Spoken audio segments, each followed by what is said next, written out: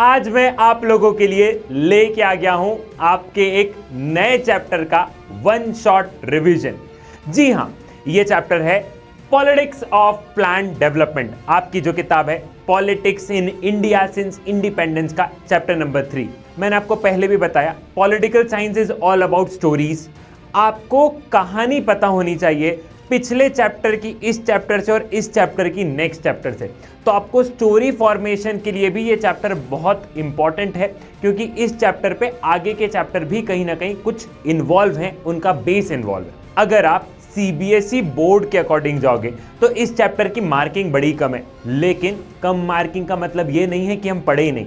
Competitive के perspective से chapter important है, साथ ही साथ सीबीएसई में बेटा 2 नंबर में तो आएगा। तो छोटा सा चैप्टर है, लेकिन बहुत ही शानदार तरीके से मैं आपको समझाने वाला हूं। तो स्टार्ट करते हैं।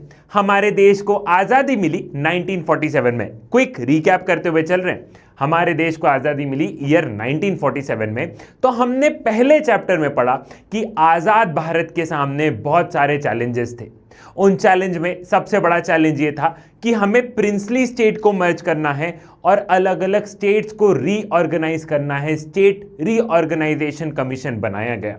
अब जब स्टेट रीऑर्गेनाइज हो गए, प्रिंसली स्टेट हमारे भारत में मर्ज हो गए, तो हमें हमारा आज का भारत दिखता है। आज का जो मैप है वो उस टाइम पे ये जो प्रिंसली स्टेट और ये सब मर्ज करके बना था। हम जब चैप्टर 2 में आए तो हमने देखा कि आजाद भारत के सामने चैलेंज क्या था बेटा, डेमोक्रेसी को स्टैब्लिश करना। हमने बात तो कर ली थी कि भारत एक लोकतांत्रिक देश रहेगा, लेकिन ये लोकतांत्रिक देश में इंप्लीमेंट करने में बहुत सारे चैलेंजेस थे, जैसे कि इलेक्शन कमीशन को सेटअप करना। और इलेक्शन कमीशन के सामने मल्टीपल चैलेंजेस थे, जैसे कि delimitation of constituencies, electoral roll banana, voting करवाना। और हमने देखा कि कैसे फिर उसके बाद में कांग्रेस का डोमिनेंस चलता रहा। अब हमें यह तो पता है कि भारत में कांग्रेस की सरकार आ चुकी थी, और हमने ये देखा कि 1952 में इलेक्शन हुआ। 1952 की इलेक्शन के बाद में कांग्रेस की सरकार थी, और उससे पहले इंटरिम गवर्नमेंट काम कर रही थी। अब तीसरा जो चैलेंज था वो ये था हमारे देश के सामने इकोनॉमिक डेवलपमेंट। इकोनॉमिक डेवलपमेंट हद से ज्यादा जरूरी है। मैं बार बार एक चीज बोलता हूं, बाप बड़ा ना भैया, सबसे बड़ा रुपया। आज की तारीख में देश में हम इकोनॉमिक डेवलपमेंट पे सबसे ज्यादा फोकस करते हैं। गरीबों को अनाज मिला, रोड बने, रेलवे स्टेशन बने, तो कहीं ना कहीं तुम क्या देख रहे हो, हम इकोनॉमिक डेवलपमेंट पे हद से ज्यादा फोकस करते हैं। और किसी भी सरकार को पता है कि अगर उनको चुनाव जीत के आना है तो इकोनॉमिक एस्पेक्ट पे फोकस करना हद से ज्यादा जरूरी है। हालांकि वो डिसीजन लेना भले इकोनॉमिक एस्पेक्ट है, लेकिन डिसीजन लेने की पावर किसके पास में, पॉलिटिकल विंग के पास में, पॉलिटिकल साइंस के पास में है। नेताओं को एट द एंड डिसीजन लेना होगा। तो अब तुम्हें यह समझना होगा, जब हमें अंग्रेज छोड़ के गए तब हमारे देश की स्थिति क्या थी। अंग्रेज हमें किस स्थिति में छोड़ के गए थे, हमारे देश में गरीबी किस स्तर पर होगी, हमारे देश में शिक्षा का स्तर क्या होगा, एजुकेशन का स्तर क्या होगा। हम वहां से अपनी जर्नी स्टार्ट करी। आज जो तुम देखते हो ना, आज भी हमें गरीबी देखने को मिलती है, लेकिन आज तुम्हें इतनी गरीबी देखने को मिलती है तो सोचो 1947 में कितनी रही होगी। हमने कैसे अपनी इकोनॉमिक पॉलिसीज को शेप किया, भारत के सामने कौन कौन से चैलेंजेस आए हैं, इन सबको हम इस चैप्टर में पढ़ने वाले हैं। सो स्टार्ट करते हैं। स्टार्ट करेंगे हम आप ही के किताब की स्टोरी। जैसे आप एनसीईआरटी खोलोगे तो आपके किताब में एक स्टोरी है, कहानी तो सुनी होगी, ठीक है। ये कहानी है ओडिशा की। तो जरा अपन इस स्टोरी के साथ में स्टार्ट करते हैं, क्योंकि ये स्टोरी जो है ये तुम्हें मल्टीपल एस्पेक्ट पे सोचने पर मजबूर करेगी। ये मल्टीपल एस्पेक्ट पे सोचने के लिए तुम्हें मजबूर करेगी। जरा अपन वो समझते हैं, ठीक है। As the global demand for steel increases, Odisha which has one of the largest reserve of untapped iron ore in the country is being seen as an important investment destination। हम लोग देखते हैं कि ईयर 1950s के आसपास हम लोग देखते हैं कि स्टील की डिमांड जो है वो इंक्रीज होने लग गई। अब हम देखते हैं कि उड़ीसा में क्या है भैया, उड़ीसा में बहुत सारा आयरन ओर ऑलरेडी प्रेजेंट है। अब वर्ल्ड लेवल पे स्टील की डिमांड है, ओडिशा में ऑलरेडी आयरन ओर है, तो ओडिशा कहीं ना कहीं सबकी नज़र में आ गया था कि इस चीज़ की डिमांड है और वो चीज़ ओडिशा में है, तो ओडिशा कहीं ना कहीं लाइमलाइट में आ चुका था। ठीक है भाई, The state government hopes to cash in this for unprecedented demand for iron ore and has signed the Memorandum of Understanding with both international and domestic steel markets. The government believes that this will bring in necessary capital investment and provide a lot of employment opportunities. अब जब state government ने देखा कि हमारे पास में iron ore है और world में अगर स्टील की डिमांड बढ़ते जा रही है, तो स्टेट गवर्नमेंट ने इस चीज का फायदा उठाने की सोचा। दिखती सी बात है, स्टेट गवर्नमेंट को पैसे की जरूरत होगी अगर उन्हें अपने स्टेट का डेवलपमेंट करना है तो स्टेट गवर्नमेंट ने क्या किया, मेमोरेंडम ऑफ अंडरस्टैंडिंग साइन किया बहुत सारे इंटरनेशनल प्लेयर के साथ में, एज वेल एज डोमेस्टिक भी जो बिजनेसमैन थे उनके साथ में क्या किया, मेमोरेंडम ऑफ अंडरस्टैंडिंग साइन किया। मेमोरेंडम ऑफ अंडरस्टैंडिंग मतलब एक सॉर्ट ऑफ एग्रीमेंट समझ लो कि तुम आके इन्वेस्ट करो, तुम कुछ पैसा हमें देना, बचा हुआ पैसा तुम ले जाना, तो एक सॉर्ट ऑफ एन एग्रीमेंट समझ लो। तो यहां पे हम देखते हैं कि उड़ीसा की जो स्टेट गवर्नमेंट है उन्होंने सोचा कि इस चीज का फायदा उठाया जाए, हमारे पास में आयरन ओर है, हमें पैसे की जरूरत है क्योंकि हमें लोगों का डेवलपमेंट करना है। आज़ाद भारत है, आज़ाद भारत में लोगों का डेवलपमेंट करना जरूरी है। जब हमारे पास में रिसोर्सेज है तो इन रिसोर्सेज को बेच के पैसा क्यों नहीं कमा लेते। ये स्टेट गवर्नमेंट इस सोच के साथ में आगे बढ़ रही थी भाई साहब। The iron ore lies in some of the most underdeveloped and predominantly tribal district of the state. The tribal population fear that setting up of an industry will mean displacement for their home and livelihood.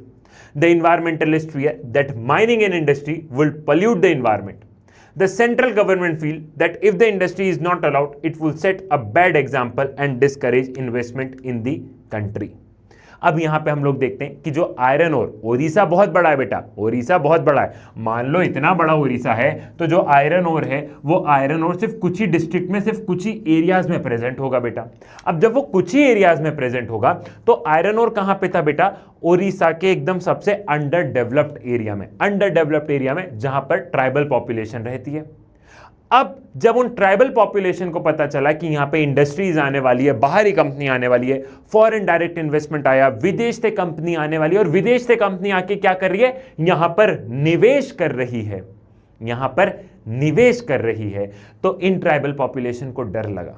उनको डर लगा कि हमें displace कर दिया जाएगा, मतलब हमें अपने एरिया से भगा दिया जाएगा, हमें अपने एरिया से छोड़ने के लिए मजबूर कर दिया जाएगा। बोलने में बेटा बहुत आसानी होती है। आज मैं तुमसे तुम्हारा घर ले लूँ ना और बोलूँ कि यहाँ पे हम कुछ कर रहे हैं, तो वो घर जिसमें कि तुमने अपना बचपन जिया हो, वो घर जहाँ पे कि तुम्हारे मम्मी पापा के सपने हो, वो देने में पता है बहुत रोना आता है, ठीक है। और यही यहाँ पे हम लोग देखते हैं कि ट्राइबल पॉपुलेशन को लगता है कि नहीं, हम ये नहीं दे सकते। अब यहाँ पे दूसरा मुद्दा था इन्वायरमेंटलिस्ट का कहना था कि यहाँ पे जो है पूरा पोल्यूशन हो जाएगा। इन्वायरमेंटलिस्ट अलग आ गए, क्या आ गए, इन्वायरमेंटलिस्ट अपने आंदोलन करते आ गए भैया, वो लोग अपने आंदोलन करते आ गए, ठीक है, ये समस्या। तीसरी समस्या स्टेट गवर्नमेंट के सामने सेंट्रल गवर्नमेंट की। सेंट्रल गवर्नमेंट ने बोला कि अब अगर यहाँ पे फॉरेन डायरेक्ट इन्वेस्टमेंट नहीं आया तो जो हमने इंटरनेशनल लेवल पर कमिटमेंट दी है तो इसमें भारत की छवि खराब हो जाएगी और फिर आगे कभी एफडीआई नहीं आएगा। तो स्टेट गवर्नमेंट क्या हुआ, स्टेट गवर्नमेंट फंस गई। स्टेट गवर्नमेंट क्या हुआ बेटा, स्टेट गवर्नमेंट यहाँ पे फंस गई कि मैं करूं तो क्या करूं। स्टेट गवर्नमेंट यहाँ पे ये सोच रही थी कि मैं करूं तो क्या करूं। स्टेट गवर्नमेंट की हालत बहुत ज्यादा खराब हो गई थी।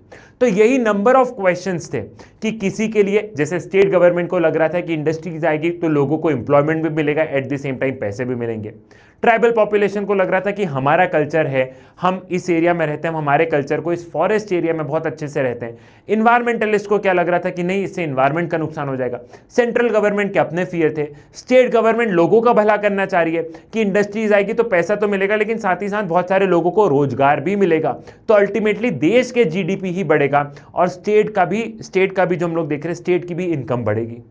तो इतने सारे सवाल थे और इतने सालों में, इतने सारे सवालों में हमें कहीं ना कहीं जवाब इनमें से ढूंढना होगा। हमें कहीं ना कहीं जो जवाब है वो इनमें से ढूंढना होगा। क्या ढूंढना होगा भैया, हमें जवाब इनमें से ढूंढना होगा कि आखिर डेवलपमेंट है क्या। ये जो पॉलिटिकल कॉन्टेस्टेशन जो टॉपिक है, ये टॉपिक यही बताता है कि डेवलपमेंट है क्या। What is development. आज मैं आपसे पूछूं डेवलपमेंट क्या है, तो किसी के लिए डेवलपमेंट क्या होगा, किसी के लिए डेवलपमेंट का मतलब कुछ और होगा, वहीं किसी और के लिए डेवलपमेंट का मतलब कुछ और होगा। हम क्या करें, एट दी एंड हम लोग देखते कि डिसीजन कौन लेगा, एट दी एंड डिसीजन कौन ले, अगर कोई पॉलिसी को भी इंप्लीमेंट करना है तो डिसीजन कौन ले, डिसीजन लोग लेंगे, डिसीजन सरकार लेगी, या डिसीजन इन्वायरमेंटलिस्ट लेंगे? आखिर डिसीजन ले तो ले कौन? कॉन्टेस्टेशन, कॉन्टेस्टेशन मतलब पॉलिटिकल कॉन्टेस्टेशन, कॉन्टेस्टेशन मतलब कि यहां पे वाद विवाद चल रहे हैं, सब लोग सोच रहे हैं नहीं नहीं ऐसा डिसीजन लो, दूसरा बोल रहा है नहीं नहीं ऐसा लो, तीसरा बोल रहा है नहीं नहीं ऐसा काम करना है। तो यहां पे हम क्या देख रहे हैं, यहां पे हम लोग देख रहे हैं कि एक पॉलिटिकल कॉन्टेस्टेशन है। लोगों का कहना है कि डेमोक्रेसी में पावर तो लोगों के पास में होती है, तो डिसीजन भी लोग लेंगे, डिसीजन भी लोग लेंगे, लेकिन लोगों के पास में कहां? अपन तो बेटा सिर्फ चुनाव में वोट देते हैं, चुनाव में वोट देने के बाद में पावर किसके पास में चली जाती है? पावर अपने रिप्रेजेंटेटिव के पास में चली जाती है, तुम्हारे रिप्रेजेंटेटिव के पास में पावर चली जाती है। तो डिसीजंस तो ये ले रहे होते हैं। जब ये लोग पॉलिसी बनाते हैं तो ये जो इन्वायरमेंटलिस्ट हैं ये कहीं ना कहीं इनको इन्फ्लुएंस करते हैं कि पॉलिसी ऐसे बनाओ ऐसे मत बनाओ। तो मल्टीपल, आपको लगता है कि कोई भी चीज, कोई भी इंडस्ट्रीज आ रही है, कुछ भी चीज हो रही, तो बेटा इतना आसान नहीं है हमारे देश में। अगर कोई भी चीज हो रही है ना तो यहां पे मल्टीपल डिस्कशंस चल रहे हैं, मल्टीपल फैक्टर्स यहां पर इन्वॉल्व है। ठीक है, ठीक है भाई साहब। After independence, our country had to make a series of major decisions like this. Each of these decisions could not be made independent of other decisions. All decisions were bound together by a shared vision or a model of economic development. ठीक है भाई साहब, हम लोग देखते कि आज़ादी के बाद में ऐसे ही भारत ने बहुत सारे डिसीजन लिए। ये जो ओडिशा की जो कहानी बताई, ऐसे भारत ने बहुत सारे डिसीजन लिए जहां पे कि हमें सबको साथ में लेके चलना था। हम ना ही ट्राइबल पॉपुलेशन को परेशान कर सकते हैं, ना ही हम उन एफडीआई, उन फॉरेन इंडस्ट्रीज को परेशान कर सकते हैं, ना ही हम इन्वायरमेंटलिस्ट को परेशान कर सकते हैं। हम जब भी डिसीजन ले रहे थे तो एक शेयर्ड मॉडल के साथ में ले रहे थे। समस्याएं थी, लेकिन हमने सोचा कि नहीं, एक शेयर्ड विजन के साथ में लेंगे कि हमें देश का इकोनॉमिक डेवलपमेंट तो करना है, लेकिन वो डेवलपमेंट कैसा होगा उस पर विचार विमर्श चल रहा था। इस पे किसी को कोई भी डाउट नहीं था कि डेवलपमेंट करे या ना करे, सब लोग एग्रीड थे कि इकोनॉमिक डेवलपमेंट करना है, लेकिन डेवलपमेंट कैसा होगा इस पे बहुत सारे विचार थे। ठीक है, almost everyone agreed that development of India should mean both economic growth, social and economic justice. It was also agreed that this matter cannot be left to the businessmen, industrialists, farmers themselves, that the government should play a key role in this. Bharat में सभी लोग agree कर रहे थे कि economic development हो, लेकिन economic growth के साथ में सोशल और इकोनॉमिक जस्टिस भी हो। इकोनॉमिक ग्रोथ के साथ में सोशल और इकोनॉमिक जस्टिस भी हो। सोशल और इकोनॉमिक जस्टिस मतलब कि ये जो इकोनॉमिक डेवलपमेंट हो रहा है, ये इकोनॉमिक डेवलपमेंट से फायदा समाज में सबके पास में हो, समाज में सबके पास में फायदा जाए। ऐसा ना हो कि आज इकोनॉमिक डेवलपमेंट हो रहा है और अमीर अमीर होता जाए और गरीब गरीब होता जाए। आज जो इकोनॉमिक डेवलपमेंट हो रहा है, मतलब उस समय पे और आज भी, अब जो इकोनॉमिक डेवलपमेंट हो रहा है, ये डेवलपमेंट ऐसा होना चाहिए कि सभी की इनकम बढ़े, सभी की इनकम बढ़े, तब तो डेवलपमेंट हुआ है ना। तब तो तुम्हारे देश में क्या है, तब तो तुम्हारे देश का इकोनॉमिक डेवलपमेंट हुआ है। अगर मान लो तुम्हारा देश में हम बात कर रहे हैं, मान लो तुम्हारे देश में, मान लो हमारे देश में, तुम्हारे मैंने इसलिए बोला तुम्हारे मतलब भारत मेरा भी है, तुम जानते हो, ठीक है, लेकिन एज एन सवाल मैं तुम लोगों से बात कर रहा हूं, ठीक है। मान लो अपने देश में हम ये बात कर ले, क्या बात कर ले बेटा, कि भारत बहुत आगे निकल गया, लेकिन बहुत आगे निकलने में सिर्फ 4-5 इंडस्ट्रीज का हाथ रहा है, गरीब तो गरीब ही है, तो वो डेवलपमेंट क्या काम का मेरे लाल। समझ रहे हो मैं क्या कहना चाह रहा हूं। तो ये सारी समस्याएं थी, लेकिन एक चीज सब लोग क्लियर थी, एक चीज में सब लोग क्लियर थे। क्या क्लियर थे भैया, कि हमें सारी की सारी चीजें इंडस्ट्रीज और बिजनेसमैन के हाथों में नहीं छोड़ना है। हमें सारी की सारी चीजें इंडस्ट्रीज और बिजनेसमैन के हाथों में नहीं छोड़ना है। डेवलपमेंट का काम, इकोनॉमिक ग्रोथ के काम में सरकार को बहुत इंपॉर्टेंट रोल निभाना होगा, सरकार को बहुत इंपॉर्टेंट रोल निभाना होगा। इस चीज से क्या थे, इस चीज से सभी लोग क्लियर थे। ठीक है, there was this agreement how on what kind of role government must play in ensuring growth and justice. Was it necessary to have centralized institution to plan for the entire country?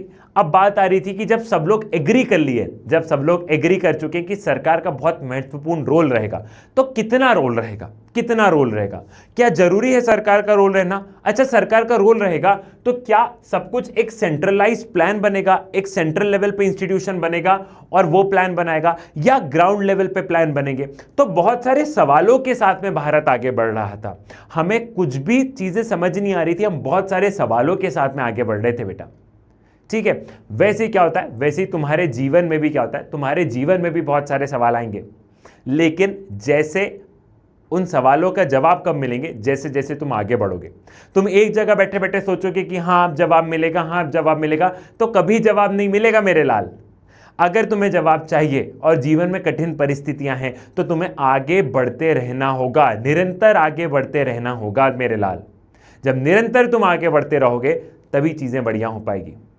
ठीक है, एक बहुत अच्छा English का quote है, if you are going through hell then why to stop at hell. If you are going through hell then why to stop at hell, keep moving, वो hell भी heaven में कन्वर्ट हो जाएगा। ठीक, should government itself run some key industries and businesses? फिर सवाल आया कि क्या सरकार ही खुद बिजनेस कर ले, क्या सरकार कुछ की इंडस्ट्रीज और कुछ की बिजनेसेस चलाए, कुछ इंपॉर्टेंट इंडस्ट्रीज चलाए? ठीक है, how important was to attend to the need of justice at it is different from the requirement of economic growth. अब कितना इंपॉर्टेंट है कि समाज में जस्टिस हो, जस्टिस मतलब कि समाज में सभी को इक्वल मिले, क्योंकि जब आप इकोनॉमिक ग्रोथ की बात करते हो तो कहीं ना कहीं आप जस्टिस बराबर से इंश्योर नहीं कर पाते हो, 19-20 का तो फर्क हो जाएगा। तो ये सारी चीजें सरकार कैसे मैनेज करेगी, ये सभी के सभी कंटेस्टेशन थे, मतलब इन सभी के सवाल पे डिस्कशन चल रहा था। सभी पॉलिटिकल पार्टी, सभी लोग इन सवालों पर क्या कर रहे थे, इन सवालों पर चर्चा कर रहे थे। Each of these question involve contestation which has continued ever since. Each of the decision has political consequences. Most of these issues involve political judgment and required consultation among the political parties and the approval of public. That is why we need to study process of development as a part of the history of politics in India. हम लोग बोलते हैं कि इन सारे सवालों, ये जितने भी सवाल हैं ना, इन सारे सवालों पे कॉन्टेस्टेशन हुआ, इन सारे सवालों पे वाद विवाद हुए। वाद विवाद सरकार ने किए, पॉलिटिकल पार्टीज ने किया, लोगों से पूछा गया। और ये इतना इंपॉर्टेंट मैटर है, इतना इंपॉर्टेंट मैटर है कि हम इसे आज भी हम जो प्रोसेस ऑफ डेवलपमेंट है कि इंडिया में कैसे डेवलपमेंट हुआ है, इस डेवलपमेंट के प्रोसेस को इसलिए तुम्हें पॉलिटिक्स में पढ़ाया जाता है क्योंकि डेवलपमेंट के पीछे भी पॉलिटिक्स है, इस डेवलपमेंट के पीछे भी सरकार के इंटेंशन है, इसलिए आज तुमको ये पढ़ाया जाता है। ठीक है भाई साहब, आइडियाज ऑफ डेवलपमेंट मतलब व्हाट इज डेवलपमेंट? ठीक है, ideas of development. For development has different meaning for different section of people. Development would mean different things for an example. ठीक है भाई साहब, यहां पे हम लोग क्या देखते हैं, डेवलपमेंट के अलग अलग मतलब है। जैसे कि ट्राइबल पॉपुलेशन के लिए बेटा डेवलपमेंट का मतलब कुछ और होगा, इनके लिए डेवलपमेंट का मतलब होगा, आदिवासी ट्राइबल पॉपुलेशन के लिए मतलब होगा कि हमारा कल्चर, हमारा फॉरेस्ट, हमारी चीजें को प्रोटेक्ट किया जाए। वहीं नॉर्मल मिडिल क्लास के लिए रहेगा कि नहीं, डेवलपमेंट कुछ इस तरीके से हो, हमें फॉरेस्ट और हमें इनके कल्चर और हमें इनकी लैंग्वेज से नहीं पड़ी हुई है, हमें डेवलपमेंट में चाहिए बड़ी बड़ी बिल्डिंग्स, बड़े बड़े रोड्स, बड़े बड़े हाईवेज। जब तुम ये सारी चीजें देखते हो तब तुम लोग बात करते हो कि हाँ देश में विकास हो रहा है। तुम कब बोलोगे देश में विकास हो रहा है? जब तुम कुछ ऐसी छवि देखोगे। लेकिन इनको ऐसी छवि नहीं चाहिए, इनको कुछ इनकी अलग ही डिमांड है बेटा। गरीब के लिए क्या डेवलपमेंट है? खाने का अनाज मिल जाए, खाने की 2 वक्त की रोटी मिल जाए, अनाज मिल जाए, वो इनके लिए डेवलपमेंट है। तो आज मैं अगर तुमसे पूछूं व्हाट इज डेवलपमेंट, तो डेवलपमेंट की एक डेफिनेशन नहीं आ सकती है बेटा। डेवलपमेंट के अलग अलग मतलब है, सब लोगों के लिए डेवलपमेंट का मतलब अलग होता है। The first decade after the independence witnessed a lot of debate around this question. जो पहले 10 साल थे भारत की आजादी के बाद में, उसमें सबसे ज्यादा क्या है, सबसे ज्यादा डिबेट इस पे हुआ है कि डेवलपमेंट क्या है। इसी क्वेश्चन पे सबसे ज्यादा डिबेट हुई कि आखिर डेवलपमेंट क्या है। ठीक है, it was common then as it is even now for people to refer West as a standard for measuring development. Development was about becoming more modern and modern was becoming more like the industrialist country of the West. It involved the breakdown of traditional social structure and the rise of capitalism and liberalism. Modernization was also associated with the ideas of growth, material progress and scientific rationalities. अब उस समय पूछा क्या भैया development का मतलब क्या है, तो अधिकतर लोगों ने क्या बोला, वो डेवलपमेंट से क्या समझते हैं, वो लोग डेवलपमेंट से समझते हैं वेस्ट, वेस्ट मतलब अमेरिका, वो लोग डेवलपमेंट से समझते हैं यूरोप। आज तुमसे मैं पूछूं डेवलपमेंट का मतलब क्या, तो तुम बोलोगे सर ये कंट्रीज कितनी डेवलप है। डेवलप तो जापान भी है ना बेटा, ध्यान से समझना, डेवलप तो जापान भी है, डेवलपमेंट तो साउथ कोरिया में भी है, लेकिन ये ईस्ट में आ रहा है। हमारे लिए मतलब हमने अपनी छवि कैसे बना के रखी, डेवलपमेंट मतलब ये है डेवलपमेंट, ये है डेवलपमेंट। डेवलपमेंट मतलब इनको कॉपी कर लो, मतलब हम हमारी डेफिनेशन नहीं बना रहे। यहां पे मैं तुम्हें नेगेटिव पॉजिटिव साइड दोनों बता रहा हूं। उस समय के लोगों को क्या लग रहा था कि डेवलपमेंट मतलब क्या होगा, डेवलपमेंट मतलब इनके हिसाब से चलो, डेवलपमेंट मतलब कैपिटलिज्म को लेके आओ, डेवलपमेंट मतलब लिबरलाइजेशन को लेके आओ। और आज भी मैं तुमसे पूछूं कहां जाना चाहते हो, तो तुम्हारा जवाब यहीं पे रहेगा। पता है बहुत अच्छी अच्छी यूनिवर्सिटीज, तो तुम्हें बहुत हकीकत बताता हूं, जब हम वर्ल्ड में टॉप यूनिवर्सिटीज की रैंकिंग देखते हैं ना, तो यूरोप अमेरिका की तो आती है, लेकिन पता है चाइना की भी आती है, जापान की भी आती है। लेकिन तुमने सुना है कोई बोलता है मैं चाइना पढ़ने जा रहा हूं, तो तुम कैसे कर जाते हो, हैं चाइना में क्या ही पढ़ेगा, फर्जी, अरे तुमको क्या पता। और कोई इंसान बोला मैं अमेरिका पढ़ने जा रहा हूं, तुमने उसके अमेरिका की यूनिवर्सिटी नहीं देखी बेटा, वो अमेरिका में हो सकता है फर्जी यूनिवर्सिटी में पढ़ रहा हो, लेकिन तुम वहां पे भी बेटा, जैसे अपने देश में अलग अलग स्तर की यूनिवर्सिटी है, वहां पे भी सब यूनिवर्सिटी एकदम ऐसा तो नहीं कि वाओ सब स्टैनफोर्ड थोड़ी ना है, और सब यहाँ पे यूरोप में सब ऑक्सफोर्ड थोड़ी ना है बेटा। जैसे हम भारत में सब DU JNU नहीं हो सकते, तो वहां पे भी बेटा सब स्टैनफोर्ड ऑक्सफोर्ड ये थोड़ी ना हो सकते, नहीं हो सकते ना। लेकिन अमेरिका पढ़ने जा रहा है, उस समय क्या हो गया, वाओ वाओ या इट्स सो कूल, है ना बेटा, ये वाली चीज हो जाती है।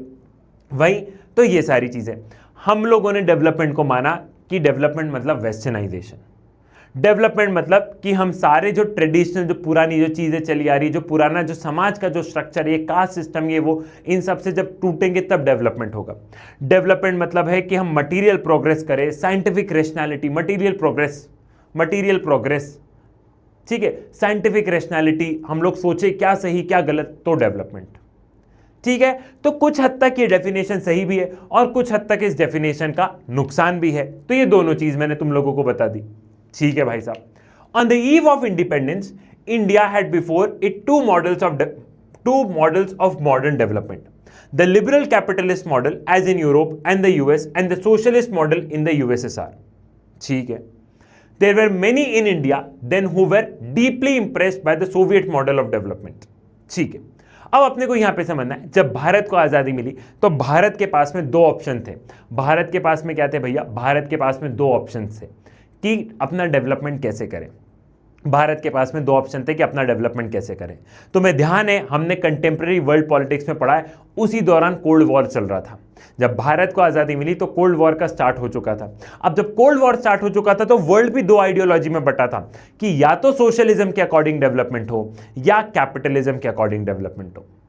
तो हमने ये देखा, हमने क्या देखा, हमने देखा कि ये सवाल भारत के सामने भी आया कि या तो हम लिबरल कैपिटलिस्ट मॉडल के साथ में बढ़े जो कि अमेरिका का सिस्टम है, यूरोप का सिस्टम है, या हम USSR के मॉडल पे चले।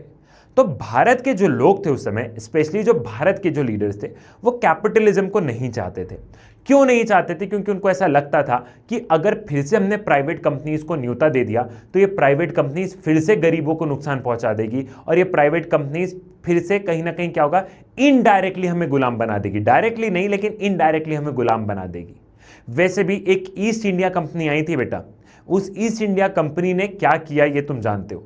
तो वैसी सरकार को ऐसा था कि फिर से प्राइवेट प्लेयर आएगा तो ये गरीबों के बारे में थोड़ी ना सोचेगा, ये तो प्रॉफिट मैक्सिमाइजेशन पे काम करेगा। और उस समय भारत प्राइवेट प्लेयर के लिए रेडी नहीं था। आज की स्थिति में भारत रेडी है बेटा, तुम्हें ये समझना होगा। 1947 में 1950 में जिस हिसाब से गरीबी है, पहले लोग तो थोड़े से मैच्योर हो, पहले लोग तो थोड़े से सशक्त बने बेटा। जब लोग मैच्योर होंगे, जब लोग सशक्त बनेंगे तो भारत तब रेडी हो जाएगा, जैसे कि आज की कंडीशन में। उस समय पे नहीं था भारत इस सारी चीज़ों के लिए रेडी। तो हमारे जो लीडर्स थे, उन लीडर्स को, या चाहे कम्युनिस्ट पार्टी देख लो या सोशलिस्ट पार्टी देख लो या नेहरू वगैरह को देख लो, तो ये सारे लोग क्या करते हैं, सारे लोग कहीं ना कहीं सोवियत मॉडल से बड़े प्रभावित थे। और बहुत कम लोग थे जो कि अमेरिकन स्टाइल डेवलपमेंट चाह रहे थे। बहुत कम लोग थे जो कि अमेरिकन स्टाइल डेवलपमेंट चाह रहे थे। ठीक है, हम लोग सोवियत मॉडल या सोशलिस्ट मॉडल को क्यों चाह रहे थे? क्योंकि अगर तुम्हें ध्यान हो, अगर हम अपने इंडियन नेशनल मूवमेंट की बात करें, तो इंडियन नेशनल मूवमेंट में बेटा सिर्फ अंग्रेजों के खिलाफ की आज़ादी थोड़ी ना थी। ये सिर्फ अंग्रेजों के खिलाफ की आज़ादी थोड़ी ना थी, अंग्रेजों के खिलाफ की तो थी, लेकिन हमें गरीबी से भी आज़ादी चाहिए थी, हमें कास्ट सिस्टम से भी आज़ादी चाहिए थी, सरकार को बहुत सारे सोशल मेजर्स लेके आने थे, हमें बहुत सारी चीज़ों से आज़ादी चाहिए बेटा, सिर्फ अंग्रेजों से आज़ादी नहीं चाहिए थी, सिर्फ अंग्रेजों से आज़ादी नहीं चाहिए थी। तो अगर आप अपने नेशनल मूवमेंट को देखोगे, अगर हम अपने ब्रॉड कंसेंसस मतलब अगर हम लोग देखेंगे कि हमारे नेशनल मूवमेंट के दौरान जो कंसेंसस बना था, मतलब जब सारे लोग अग्री हुए थे, तो सारे लोग अग्री कैपिटलिज्म के लिए थोड़ी ना लड़ाई लड़ रहे थे बेटा। ठीक है, this reflected a broad consensus that has developed during the national movement. The nationalist leaders were clear that economic concern of government of free India would have to be different from narrowly defined commercial functions of the colonial government. It was clear, moreover, that the task of poverty alleviation and social and economic redistribution was seen primarily as a responsibility of government. There were debates among them. For some, industrialization seemed to be preferred path. For other, development of agriculture and in particular, elevation of poverty was the priority.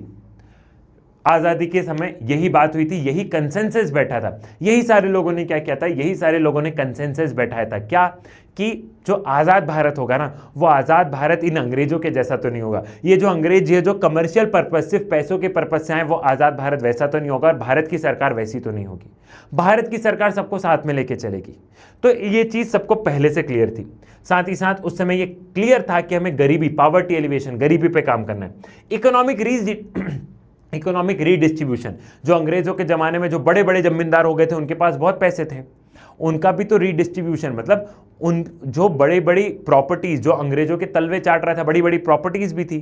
कुछ लोगों के पास मेहनत की थी, लेकिन कुछ लोगों के पास वैसे भी तो थी, तो उनका भी तो, वो जो गरीब लोग हैं उनमें डिस्ट्रीब्यूट भी तो करना पड़ेगा ना बेटा। इकोनॉमिक बेनिफिट सबको बराबर से तो पहुँचने चाहिए ना, वो भी एक समस्या थी। फिर उसके बाद में हम लोग देख रहे थे कि बहुत सारे लोग थे जो कि चाह रहे थे कि इंडस्ट्रियलिस्ट आए, इंडस्ट्रीज आए, लेकिन बहुत सारे लोग नहीं चाह रहे थे। इसके चलते डिबेट हुई। बहुत सारे लोगों का यह मानना था कि भारत एक एग्रेरियन इकोनॉमी है, भारत एग्रीकल्चर पे बेस्ड है, तो एग्रीकल्चर पर फोकस करना चाहिए, खास करके गरीबी पर फोकस करना चाहिए, गरीबी, पावर्टी एलिवेशन, गरीबी को हटाने पर फोकस करना चाहिए। ये तमाम तरीके की चीज़ें चल रही थी। ठीक है भाई साहब, अब बारी आती है जरा प्लानिंग को समझते हैं। अगर आपको कोई भी टास्क करना हो, तो कहा जाता है एक प्रॉपर प्लानिंग होनी चाहिए, एक प्रॉपर प्लान होगा। तुम पहले प्रॉपर प्लान बना लोगे तो चीज़ें सिस्टमेटिक तरीके से हो जाएगी। तो सेम जब भारत के सामने इतने सारे चैलेंजेस थे, तो सोल्यूशन यही था। क्या सोल्यूशन था बेटा? कि एक प्रॉपर प्लान होना चाहिए। क्या होना चाहिए? एक प्रॉपर प्लान होना चाहिए। अगर प्लान रहेगा तो क्या होगा? तो चीज़ें बढ़िया से हो जाएगी। ठीक है। Despite the various differences, there was consensus on one point that the development could not be left to the private actors. There was need a government to design a plan for development. इतने सारे वाद विवाद के बाद में एक चीज clear थी कि हम सब कुछ प्राइवेट प्लेयर पे नहीं छोड़ सकते। गवर्नमेंट को कहीं ना कहीं चीजें इनिशिएट करनी होगी और गवर्नमेंट को पूरा प्लान बनाना होगा डेवलपमेंट का। गवर्नमेंट को पूरा प्लान बनाना होगा डेवलपमेंट का। और ये हम लोग देख रहे हैं कि पंडित जवाहरलाल नेहरू क्या कर रहे हैं? प्लानिंग कमीशन को एड्रेस कर रहे हैं। जरा प्लानिंग कमीशन को भी समझते हैं। ठीक है, ठीक। द प्लानिंग कमीशन, यहां से समझो। The planning commission was set up in March 1950 by a simple resolution of government of India. It has advisory role and its recommendation became effective only when the union cabinet approve it. Planning commission 1950 में बनाया गया भैया। एक simple government के resolution से। Government resolution मतलब क्या है कि प्लानिंग कमीशन को बनाने के लिए ना ही कॉन्स्टिट्यूशन में कुछ लिखा है, अगर कॉन्स्टिट्यूशन में लिखा रहता तो कॉन्स्टिट्यूशनल बॉडी होता। जो भी चीजें कॉन्स्टिट्यूशन में लिखी है बेटा और फिर वो कॉन्स्टिट्यूशन के हिसाब से बनी तो वो कॉन्स्टिट्यूशनल बॉडी हुई, जैसे कि इलेक्शन कमीशन है। लेकिन प्लानिंग कमीशन के बारे में कहीं पे भी कॉन्स्टिट्यूशन में नहीं लिखा था और उस समय की सरकार ने सोचा कि पार्लियामेंट से नहीं पास करवाते, पार्लियामेंट से पास करवाना एक आपस में जंग क्यों करवाना है, हमें प्लान बनाना है, प्लानिंग कमीशन का काम सिर्फ एडवाइस देना है। तो सेंट्रल गवर्नमेंट ने एक रिजोल्यूशन, सारे कैबिनेट मिनिस्टर और सेंट्रल गवर्नमेंट मिली, इन्होंने एक बॉडी बनाई, इनके पास इतनी पावर है कि एक बॉडी बनाएंगे जो कि देश का प्लान बनाएगी। लेकिन वो प्लान बना के सिर्फ एडवाइस देगी, वो प्लान बना के क्या करेगी, वो प्लान बना के सिर्फ एडवाइस देगी। कितना प्लान लागू होना है नहीं होना है इसको जब तक भारत की सरकार और भारत के इंपॉर्टेंट मंत्री जो कैबिनेट मिनिस्टर है, जो मिनिस्टर जिनके के पास इंपॉर्टेंट पोर्टफोलियोज है, ठीक है, जब तक भारत के ये कैबिनेट मिनिस्टर्स और प्रधानमंत्री अप्रूवल नहीं दे देते तब तक वो प्लान इंप्लीमेंट नहीं होंगे। तो प्लानिंग कमीशन जो था वो 1950 में बना, एक सिंपल गवर्नमेंट ऑफ इंडिया ने अपने रिजोल्यूशन से बना दिया। इसका काम एक एडवाइजरी रोल है, ये गवर्नमेंट को एडवाइस देता है, प्लान बनाता है। चीजें इंप्लीमेंट तब होती है, चीजें इंप्लीमेंट कब होती है बेटा, चीजें इंप्लीमेंट तब होती है बेटा जब कैबिनेट इसे अप्रूव करता है, ठीक है। The resolution which setup the commission defined the scope of its work in the following terms. अब जो रिजोल्यूशन, मतलब रिजोल्यूशन एक पेपर में जिसमें लिखा होगा कि हम प्लानिंग कमीशन बना रहे हैं, तो क्यों बना रहे हैं, उस प्लानिंग कमीशन का क्या काम रहेगा, जरा वो अपन समझते हैं कि क्यों बना रहे हैं, उस प्लानिंग कमीशन का क्या काम रहेगा, प्लानिंग कमीशन बनाने का पर्पस क्या है। उस पूरे रिजोल्यूशन, उस पूरे पेपर में तो लिखा होगा ना कि प्लानिंग कमीशन क्यों बना रहे हैं, केंद्र सरकार बना रही थी तो केंद्र सरकार ने लिखा होगा ना बेटा, तो जरा वो समझते हैं, ठीक है भाई साहब। The Constitution of India has guaranteed certain fundamental rights to the citizen of India and inculcated certain directive principle of the state policy. In particular, the state shall strive to promote the welfare of the people by securing and protecting a social order in which justice, economic, social, political shall direct its policy towards securing among the other things. Simple सी बात में अगर मैं बताऊं तो इसलिए planning commission बनाना जरूरी था क्योंकि फंडामेंटल राइट्स तो लोगों को दे दिए, तुम्हारे पास में फंडामेंटल राइट्स है, मेरे पास में फंडामेंटल राइट्स है, लेकिन भारत का संविधान directive principle of the state policy की भी तो बात करता है कि सरकार को क्या काम करना होगा, एक स्टेट को क्या काम करना होगा। तो जो डीपीएसपीज हैं उन डीपीएसपीज का इंप्लीमेंटेशन सरकार के ऊपर है बेटा, ये तुम क्लास 11th में पढ़ के आए हो। उन डीपीएसपीज पे सरकार को इंप्लीमेंट करना होगा।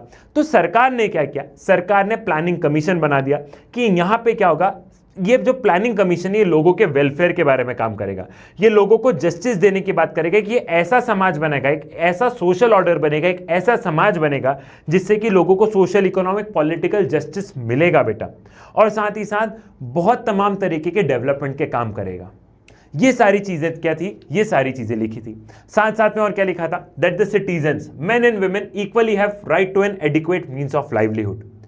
साथ साथ में लिखा था कि जो मेन वुमेन है सबके पास में रोजगार, लाइवलीहुड का बराबर का हकदार रहना चाहिए। पॉलिसी कौन बनाएगा, प्लानिंग कमीशन बनाएगा। अब आज की स्थिति में तो सरकार एकदम से रोजगार नहीं दे पाएगी ना बेटा, देश आजाद हुआ है, हमें प्रॉपर प्लान बनाने होंगे कि क्या करें, कैसे रोजगार मिलेगा, ठीक है।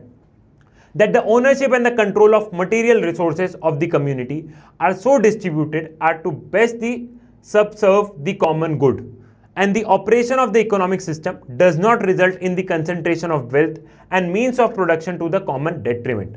जो कॉमन मटेरियल रिसोर्सेज है, जितनी भी सारी चीजें कॉमन मटेरियल जो रिसोर्सेज हैं, कॉमन मटेरियल रिसोर्सेज मतलब जो कि कम्युनिटी के पास में, जैसे कि कुआं हो गया, ये सारी चीजें हो गई, ठीक है। कम्युनिटी के पास में जो भी मटेरियल रिसोर्सेज हैं उनका कुछ इस हिसाब से डिस्ट्रीब्यूशन हो, उनको कुछ इस हिसाब से उनका यूज हो कि पूरे समाज का, पूरी कम्युनिटी का भला हो। ऐसा ना हो कि इस कुएं से तुम पानी नहीं ले सकते हो, तुम ले सकते हो, एक एग्जाम्पल के तौर पर बताया।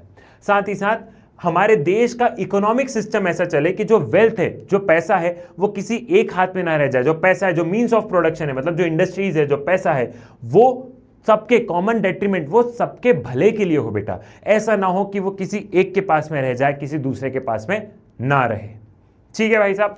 तो ये वाली चीज हो गई। अब जरा अपन थोड़ा सा प्लानिंग कमीशन को क्या करते हैं, अब अपन जरा थोड़ा सा प्लानिंग कमीशन को ध्यान से समझते हैं, क्योंकि प्लानिंग कमीशन से क्वेश्चंस बनते हैं। ठीक है, तुम्हारे किताब में राइट और लेफ्ट करके पॉलिटिकल पार्टीज को एक बॉक्स दिया है, तो पूरे वर्ल्ड में एक जरा वो बॉक्स भी समझ लो। राइट और लेफ्ट में क्या है बेटा, लेफ्ट पॉलिटिकल पार्टीज वो रहती है जो कि कहीं ना कहीं गवर्नमेंट का रोल चाहती है, जो कि कहीं ना कहीं थोड़ी सी सोशलिज्म के प्रति टिल्टेड रहती है। ठीक है, जो कि कहीं ना कहीं सोशलिज्म के प्रति टिल्टेड रहती है। और राइट पार्टीज वो रहती है जो कि कैपिटलिज्म, लिबरलाइजेशन इनको फेवर करती है। तो पूरे वर्ल्ड में जो तुम लेफ्ट और राइट पार्टीज देखते हो, इनका कुछ इस हिसाब से डिस्टिंक्शन है। ठीक है, planning commission. In fact, the idea of planning as a process of rebuilding economy earned a good deal for public support in 1940s and 50s all over the world. The experience of Great Depression in Europe, the interwar reconstruction of Japan and Germany, and most of all the spectacular economic growth against heavy odds in the Soviet Union in 1930s, 1940s contributed to the consensus. अब जो planning का जो idea बेटा, ये कोई अचानक से अपने को आइडिया नहीं आया कि आज रात को सोए और सुबह उठे आज कुछ तूफानी करते हैं, ऐसे नहीं आया बेटा। ये प्लानिंग का आइडिया वर्ल्ड लेवल पे टेस्टेड ये था कि हमने वर्ल्ड लेवल पे तरह तरह के इकोनॉमिक क्राइसिस देखे।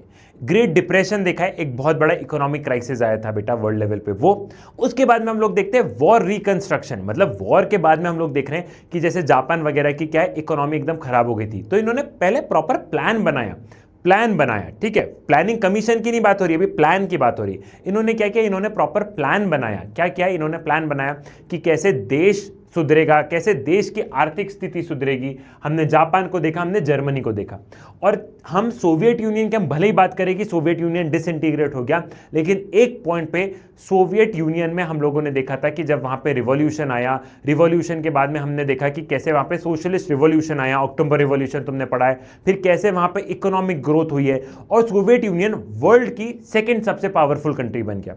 तो वो प्रॉपर प्लानिंग के तहत बना। तो इस चीज के लिए हमारे भारत के सभी नेताओं को कंसेंसस थी, मतलब सबने सहमति जताई थी कि बिल्कुल हम भी अपने देश का क्या करेंगे, हम भी अपने देश के प्लान बनाएंगे, प्रॉपर प्लान बनाएंगे, और प्लान करके क्या होगा, प्रॉपर प्लान बना के हम लोग चीजों को इंप्लीमेंट करेंगे। ठीक है भाई साहब। Thus, the planning commission was not a sudden invention. In fact, it has a very interesting history.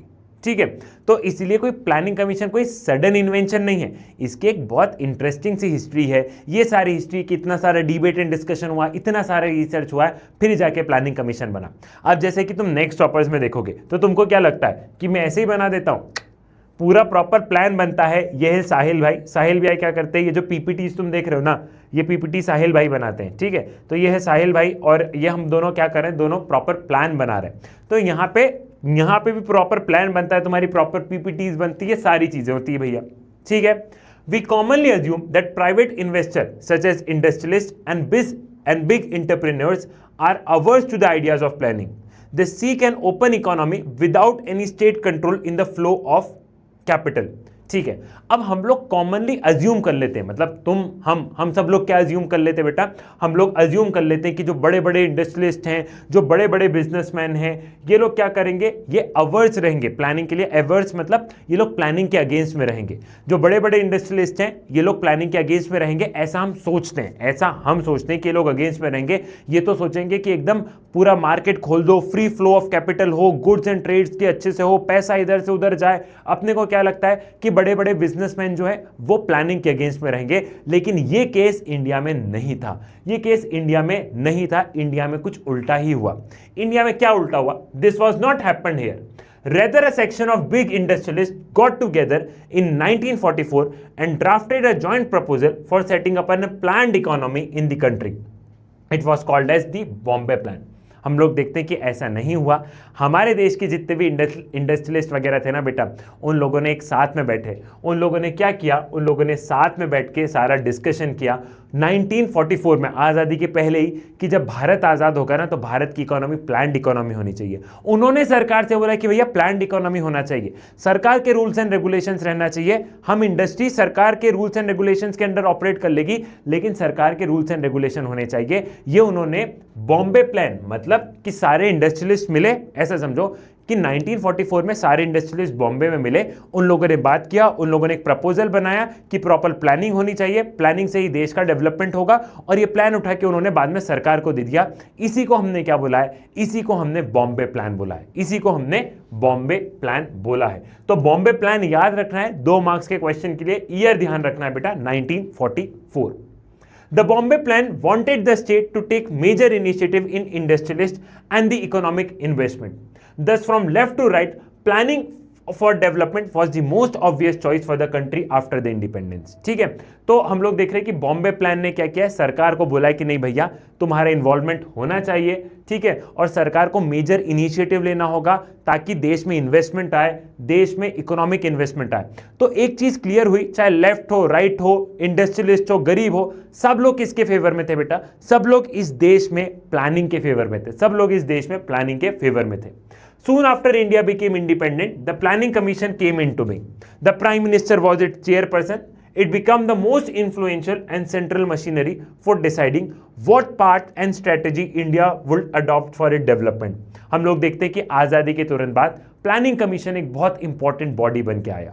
Planning commission के जो चेयरपर्सन, मतलब प्लानिंग कमीशन को हेड खुद प्रधानमंत्री करते हैं, साथ ही साथ प्लानिंग कमीशन बहुत इन्फ्लुएंशियल बॉडी बना क्योंकि प्लानिंग कमीशन इस देश के प्लान को इन्फ्लुएंस कर रहा था, इस देश की नींव रख रहा था। प्लानिंग कमीशन इस देश की नींव, इस देश के डेवलपमेंट की नींव रख रहा था, इसलिए हम लोग बोलते हैं कि प्लानिंग कमीशन बहुत इंपॉर्टेंट बना। ठीक है, द अर्ली इनिशिएटिव, जरा आप ध्यान से समझते कि इस प्लानिंग कमीशन ने काम क्या किया है, और जब 1950 में प्लानिंग कमीशन बन गया था तो जरा इस प्लानिंग कमीशन ने काम क्या किया है, थोड़ा सा जरा इसका अर्ली इनिशिएटिव के माध्यम से जरा अपन इसे समझते हैं। As in the USSR, the Planning Commission of India adopted for 5-year plan. हमने USSR का मॉडल कॉपी किया, भारत ने USSR का मॉडल कॉपी किया। हम भी 5-5 साल के प्लान बनाते थे, मतलब प्लानिंग कमीशन 5 साल के प्लान बनाता था, जैसे कि USSR में भी 5-5 साल के प्लान बनते थे।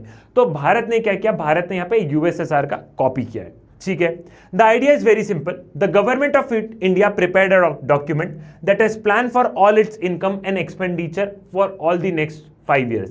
आइडिया सिंपल है कि गवर्नमेंट क्या करती है, गवर्नमेंट एक पेपर में एक डॉक्यूमेंट बना देती है, सरकार उसमें पूरा सबसे पहले 5 साल का एस्टिमेट लिखती है, 5 साल का सरकार पूरा एस्टिमेट लिखती है कि क्या क्या एक्सपेंडिचर मतलब क्या क्या खर्च होना है और क्या क्या इनकम आ रही है। तो सरकार पहले हर 5 साल में ये तय प्रोजेक्ट कर लेती है कि मेरे पास में कितने पैसे आएंगे और मुझे कितने पैसे खर्च करना है। ठीक है, accordingly the budget of the central and all state government is divided into 2 parts: non-planned budget that is spent on the routine items on yearly basis and planned budget that is spent on a 5-year as per priorities fixed by the plan। और इसी के according जितना expenditure और income के according central government क्या करती है, अपना बजट बनाती है, और सेंट्रल गवर्नमेंट हर स्टेट गवर्नमेंट को भी पैसा देती है, आज भी देती है, हर स्टेट गवर्नमेंट को पैसा देती है। तो सेंट्रल गवर्नमेंट इस बजट के अकॉर्डिंग हर स्टेट गवर्नमेंट को पैसा देगी। बहुत सिंपल सा था, इन्होंने बजट को 2 हिस्सों में डिवाइड किया था, नॉन प्लान बजट और plan budget. Non plan budget क्या है भैया? नॉन प्लान बजट मतलब कि ये वो है जो कि डेली के खर्चे, पेन, पेंसिल, सैलरी, ये सब क्या हो गए? ये डेली के खर्चे हो गए कि ये तो रूटीन बेसिस पे खर्चा होना है, ये खर्चा होना ही होना है रूटीन बेसिस पे। आपका जीवन की दिनचर्या चलाने के लिए डेली बेसिस पे खर्चा होता है ना बेटा, तो ये क्या हो गया? ये नॉन प्लान बजट में आ गया। और एक होता है प्लान बजट, जहां पे सरकार ने पूरा प्लान किया है। क्या प्लान किया है कि 100 करोड़ इस स्कीम पे जाएंगे, 50 करोड़ इस स्कीम पे जाएंगे, 10 करोड़ का ये हाईवे बनेगा। तो प्लान और नॉन प्लान बजट में कुछ इस हिसाब से हमने डिस्टिंग्विश किया, और हमने हर 5-5 साल की क्या किया, हमने हर 5-5 साल की प्रायोरिटी सेट कर ली थी। सरकार ने हर 5-5 साल की प्रायोरिटी सेट कर ली थी कि इस 5 साल पे इस एरिया में प्लान करना है, इस 5 साल में इन सारी चीजों पर फोकस करना है। ठीक है, The draft of first 5-year plan and the actual plan document released in December 1951 generated a lot of excitement in the country. People from all walks of life, academics, journalists, government, private sector, employee, industrialist, farmer, politician, etc. Discuss and debated documents extensively.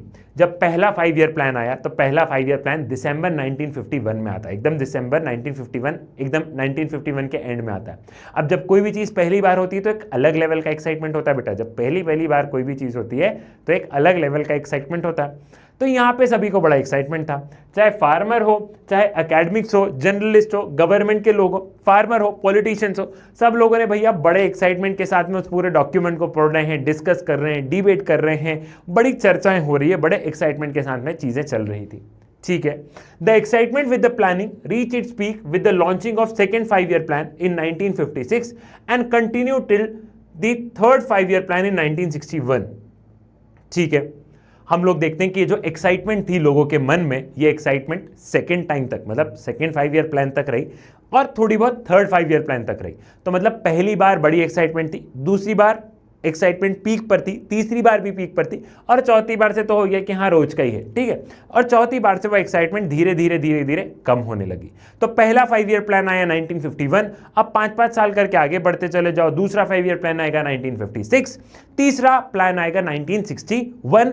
MCQ के लिए हमें याद रखना है। ठीक है, the fourth plan was due start in 1966। By this time, the novelty of planning had declined considerably, and moreover, India was facing acute economic crisis.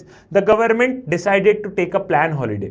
Though many criticism emerged both about the process and the priorities of the plan, the foundation of India's economic development was firmly in place by then. हम लोग देखते हैं कि जब third 5-year plan तक excitement थी, लेकिन fourth 5-year plan तक सारी एक्साइटमेंट खत्म हो चुकी थी। फोर्थ 5-year प्लान, जैसा कि थर्ड 5-year प्लान 1961 में आया, तो फोर्थ 5-year प्लान 1966 में आना था, लेकिन 1966 में फोर्थ 5-year प्लान नहीं आया और हमने, सरकार ने उस समय प्लान हॉलीडे, कि कोई प्लान नहीं है, प्लान हॉलीडे डिसाइड किया। प्लान हॉलीडे क्यों डिसाइड किया? क्योंकि 1966 अब तुम्हें लिंक करना है, अपना वॉर हुआ चाइना के साथ में बेटा, ठीक है, 1962 में, फिर अपना पाकिस्तान के साथ में वॉर हुआ 1965 में। तो हम लोग देख रहे थे भारत बहुत सारी क्राइसिस फेस कर रहा था और भारत बहुत ज़्यादा क्योंकि वॉर पे भी पैसा खर्च होता है, हमें अपने देश की गरीबी भी दूर करनी है, तो भारत बड़े इकोनॉमिक क्राइसिस में जा रहा था। तो सरकार ने क्या किया? सरकार ने प्लान हॉलीडे डिसाइड किया कि अभी तो डेली के खर्चे निकल जाए, वही बड़ी बात है। मतलब वो वाली स्थिति क्या थी? वो वाली स्थिति आ गई थी। दो हम लोग देख रहे थे कि बहुत सारे क्रिटिसिज्म आए हैं हमारे प्लानिंग कमीशन को लेके, और जो प्लानिंग कमीशन तो नहीं, जो प्लान्स बने थे स्पेशली उनको लेके, कि ये प्रायोरिटी क्यों नहीं सेट की, ये करना था, ये क्यों नहीं सेट की, ये करना था। मतलब अगर एग्रीकल्चर पे काम किया तो इंडस्ट्री पे क्यों नहीं किया, इंडस्ट्री पे किया तो सर्विस सेक्टर पे क्यों नहीं किया। तो सब लोग कहीं ना कहीं क्या कर रहे थे? क्वेश्चन कर रहे थे कि ये काम ऐसे नहीं ऐसा होना था, ऐसा नहीं ऐसा होना था। लेकिन फिर भी कितना भी क्रिटिसिज्म क्यों नहीं हो, भारत में हम लोग ये देखते हैं बेटा कि आज भी जो तुम इकोनॉमिक डेवलपमेंट देख रहे हो, इसकी कहीं ना कहीं नींव उस समय 1951 में रख दी गई थी।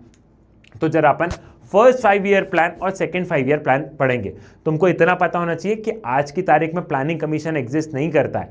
प्लानिंग कमीशन की जगह क्या एग्जिस्ट करता है, ये तुम मुझे कमेंट सेक्शन में बताओगे। अभी बताओ, अभी लिखो, वीडियो के एंड तक तुम भूल जाओगे, मैं पढ़ूंगा तुम्हारा कमेंट। प्लानिंग कमीशन की जगह कौन सी बॉडी काम कर रही है, वो तुम मुझे कॉमेंट सेक्शन में बताओ बेटा, ठीक है। The first 5-year plan 1951 to 1956 sought to get country's economy out of the cycle of poverty. K.N. Raj, a young economist involved in drafting the plan, argued that India should hasten slowly for the first 2 decades as the fast rate of development might endanger democracy. The first 5-year plan addressed mainly the agrarian sector, including in dams and irrigation. Agriculture sector was hit hardest by partition and need urgent attention. ठीक है भाई, हम लोग देखते हैं कि अपना पहला 5-year प्लान के मेन हीरो रहे के.एन. राज। कौन रहे बेटा? के.एन. राज। ये बड़े यंग इकोनॉमिस्ट थे और ये इनका मानना था कि भारत को क्या करना चाहिए, भारत को धीरे धीरे कदम रखना चाहिए। पहले 10 साल, पहले फर्स्ट डिकेड भारत को जरा धीरे धीरे आगे बढ़ना चाहिए। आगे बढ़ना है लेकिन डेवलपमेंट में संभल के, वैसे बोलते हैं ना कि दूध का जला भी छाछ फूक कर रखता है। मतलब तुम समझ गए हो ना, अगर मैंने गलत भी बोला तो तुम समझ गए हो, ठीक है। तो वहां पे अपन क्या देख रहे हैं? अस मूवमेंट हो गया, तुम भी भूल जाते हो, मैं भी भूल जाता हूं, ठीक है। वहां पे हम लोग क्या देखते हैं? तो वहां पे ये के.एन. राज बोलते हैं कि आराम से हमें प्लान बनाना होगा। प्लान तो बन गया लेकिन धीरे धीरे डेवलपमेंट करना होगा, क्योंकि कहीं ना कहीं इससे देश को खतरा है, हमारी डेमोक्रेसी को। कैसे? मतलब डेवलपमेंट से खतरा नहीं बेटा। जैसे हमने बहुत स्पीड से डेवलपमेंट करने लगा है, तो मान लो कि डेवलपमेंट उत्तर प्रदेश में होगा तो बिहार के लोग बोलेंगे हमारे पास डेवलपमेंट क्यों नहीं हो रहा, साउथ इंडिया के लोग बोलेंगे ये सरकार डैम वहां क्यों बना रही है। तो तुम समझ रहे हो, जिस एरिया में डेवलपमेंट होगा तो जिस एरिया में नहीं होगा वो लोग क्या करेंगे? वो लोग चिल्लाने लगेंगे, वो लोग प्रोटेस्ट करने लगेंगे।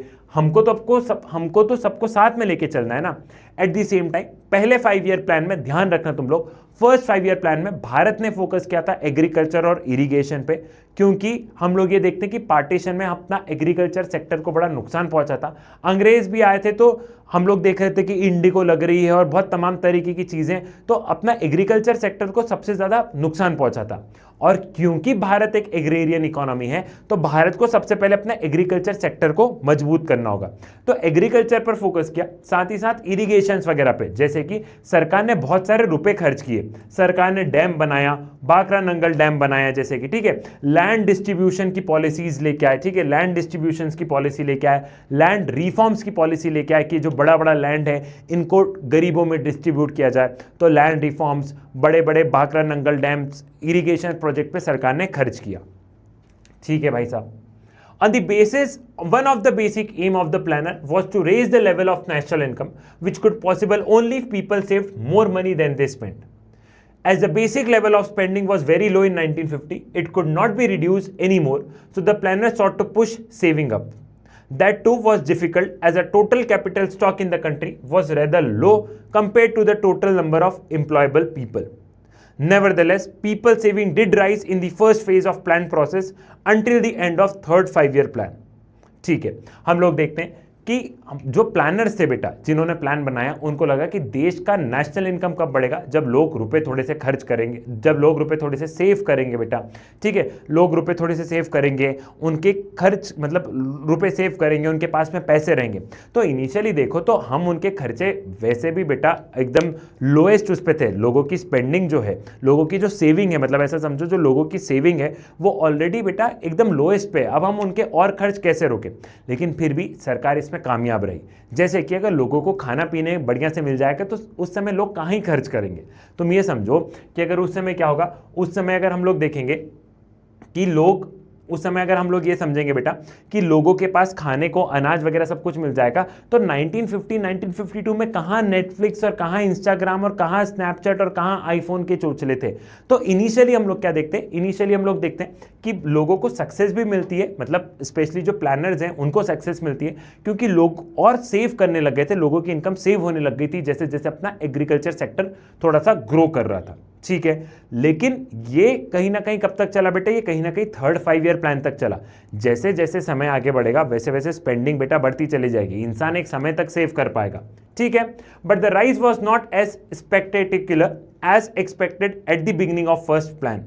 Later, from the early 1960s till the early 1970s, the proportion of saving in the country actually dropped consistently. कोई प्रोनाउंसिएशन ऊपर नीचे हो जाए तो इतना हो ऐसे नहीं करना है, ठीक है, स्पीड में पढ़ते हैं तो हो जाता है। ठीक, तो यहाँ पे हम लोग देखते हैं कि थर्ड 5-ईयर प्लान के बाद में धीरे धीरे लोगों की सेविंग्स कम होती जा रही थी।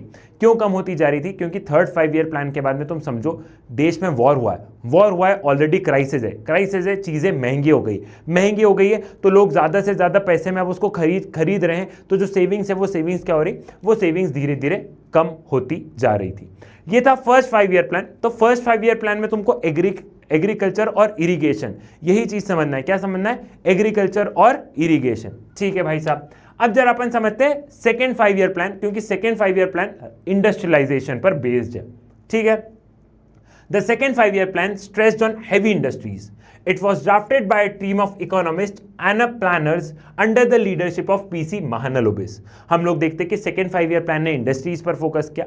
सेकेंड 5-ईयर प्लान के मेन हीरो रहते हैं PC Mahalanobis, ठीक है, और इनके अंडर में कुछ प्लानर्स रहते हैं। इनका नाम ध्यान रखना है बेटा, क्योंकि इंडस्ट्रियल सेक्टर में इन्होंने बहुत बड़ी नींव रखी है देश में। ठीक, in the first plan had preached the patience, the second wanted to bring about the quick structural transformation by making changes simultaneously in all possible direction.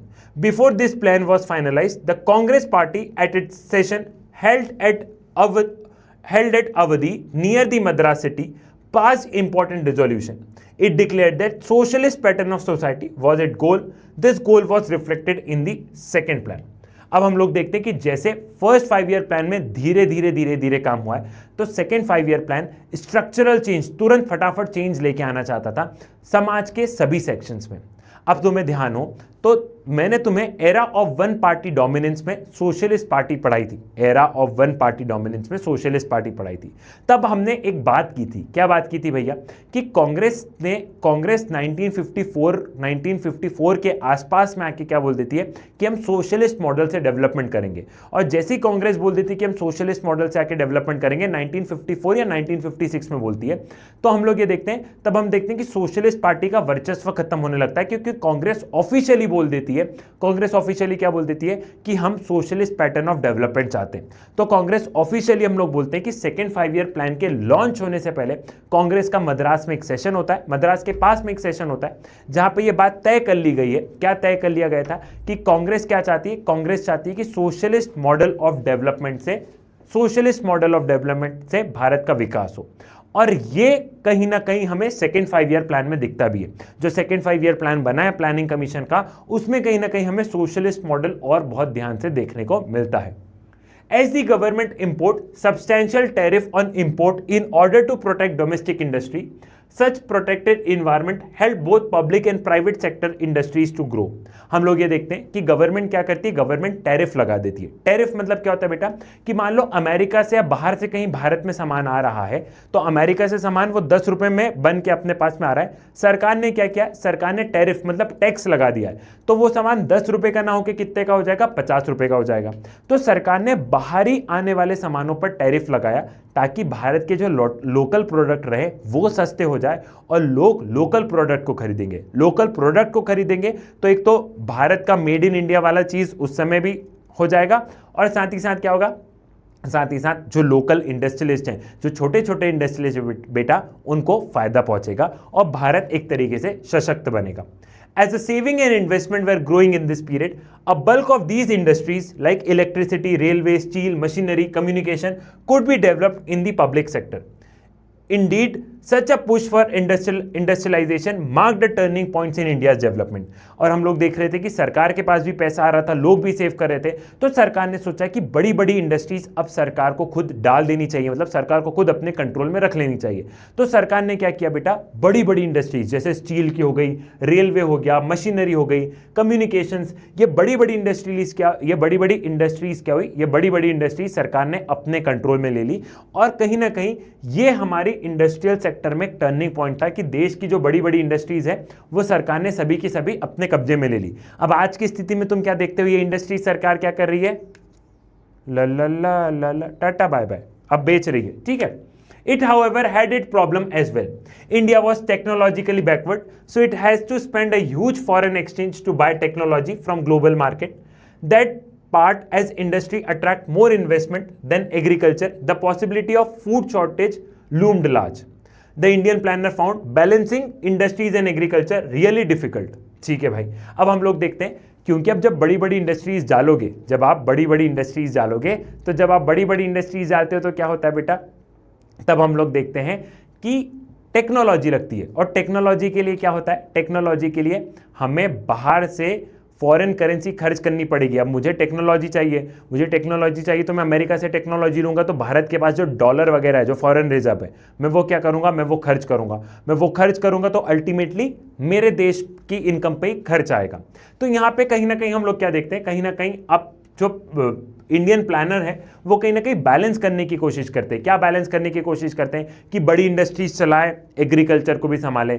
फिर अब एग्रीकल्चर पे बेस्ड है, तो क्या हम एग्रीकल्चर वाली इंडस्ट्रीज ओपन कर दे, तो मल्टीपल डिबेट्स क्या होता है, मल्टीपल डिबेट्स यहाँ पे स्टार्ट हो जाता है, ठीक है।